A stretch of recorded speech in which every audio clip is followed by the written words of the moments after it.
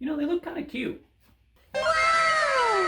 Big, meaty claws! Hi everybody, thank you so much for stopping by, and today at Omni Props, we're making some alien gloves. Peace out, bruh. Now that I finished the helmet, the next step is to get a little bit more interesting, to make some more hands. And I gotta make 4 of these. And here they are, in all their glory. So unfortunately, I actually made the hands off camera before I even thought about making a YouTube channel. So they're already done, and I can't really make a video on how to build them. But it just involved a lot of liquid latex and some paper towel. So 2 of the gloves are going to be functional, which are my dominant hands, and the other 2 are just going to be prosthetic hands. They're all filled up with paper just to give it more volume, but I don't need to worry about actually wearing these because this is either going to be attached to my Variks staff, which is this guy right here, can't really fit into frame, or attached to my Dreg's Promise. Alien. I haven't thought about exactly how I'm going to work with the prosthetic hands, but we get there when we get there. But in today's video, we are going to be focusing on creating the hand plates that he has in each of his 4 hands out of EVA foam. Now the build itself shouldn't be too difficult at all. It's just going to be 2 pieces of EVA foam put together and attached to the glove itself. Shouldn't be too bad. And as always, for every prop and costume I create, I always go off by templates because we are human and we are prone to make mistakes. This one in particular, I built the template myself out of some paper and a bunch of measurements, just to make sure that the pieces are all unified and exactly the same because I gotta make 4 of them. Let's get to it. Ooh, I'm sorry.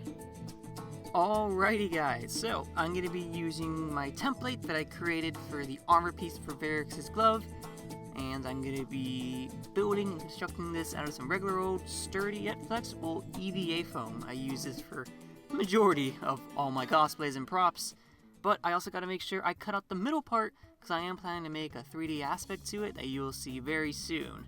But once I trace it out, it's now onto cutting.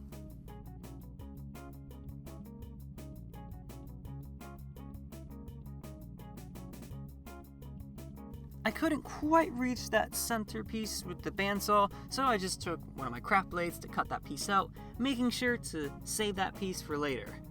At this point, I am actually cutting a 45-degree angle at the bottom of the armor piece to give it a nice rounded edge to it.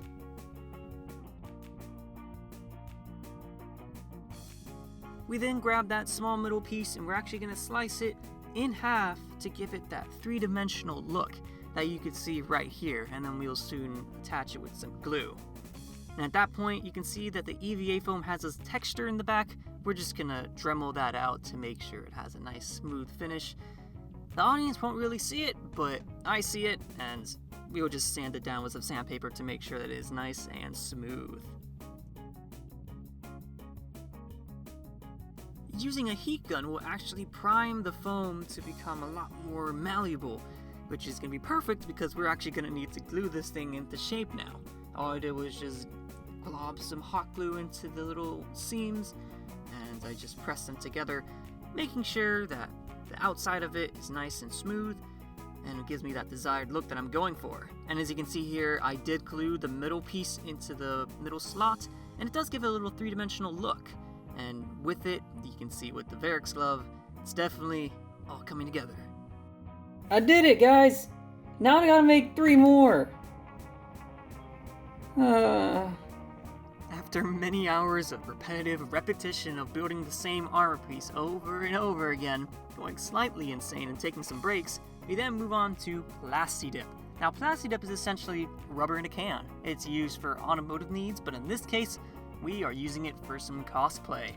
I use Plasti-Dip because not only does it give a nice shine to the actual armor piece, and it also gives a nice bonding surface for the primer paint, it makes the armor pieces much more durable in the long run.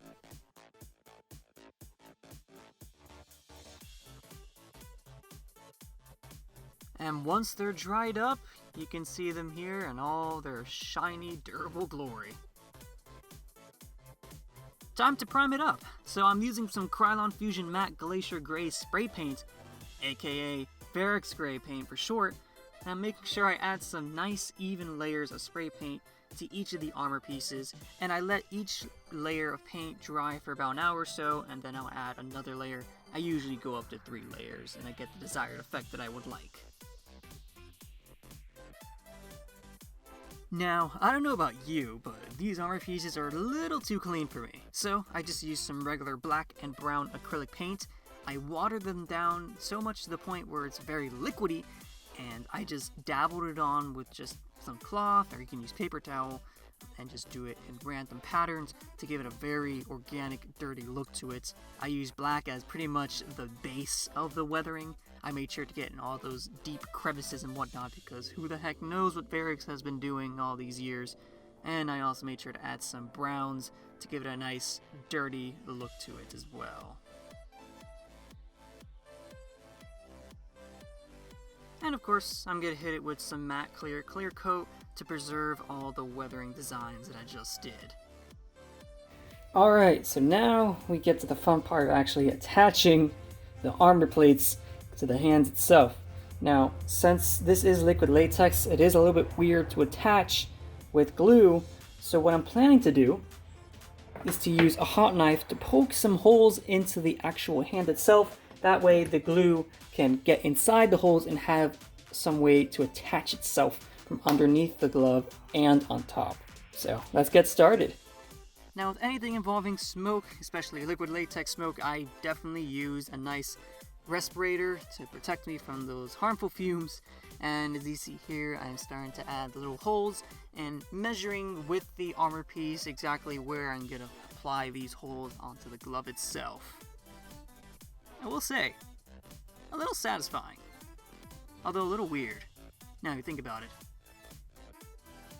And the moment we've been waiting for, attachment of the armor pieces. So I finished poking the holes onto the glove itself, and now the next step is to attach it with some good old-fashioned hot glue, but be careful you don't accidentally burn yourself underneath the glove since there are holes and hot glue is seeping through them. But if you do it correctly, you should have a nice secured armor piece that of course can need always a little bit of touch-ups to get rid of some nasty glue stains. But other than that, I'd say we did a pretty good job. Alright guys, so I finally finished the 2 gauntlets for Variks' hands. These are the ones I'm actually going to be controlling, and they are just as flexible as they were before, and it's not going anywhere. However, I gotta do it 2 more times, because 4-armed alien. Remember to take breaks. I did eventually finish attaching the other 2 armor pieces, and I gotta say, I am very happy with the result. And here's an ever so professional photo of yours truly. And there you have it guys, the gloves are completely done, looking more alien and elixirly by the day. And I'll be honest, this took me a lot longer than I thought it was going to take. The process of actually securing the armor plate to the glove is what took most of my time. However, patience is important. But in the end, they're really fun to use, really comfy, and it brought me to a new area of cosplay which I'm not too familiar with, which is liquid latex, and I think I did a pretty good job with it. Once again, thank you so much for tuning into the video, guys, and if you want to be updated on more of my cool prop cosplay shenanigans, feel free to follow me on my social medias, Twitter, Facebook, and Instagram. And why don't you join me in my next adventure, where we continue to forge fantasy into reality. Thank you so much for tuning in, guys. Have an awesome day.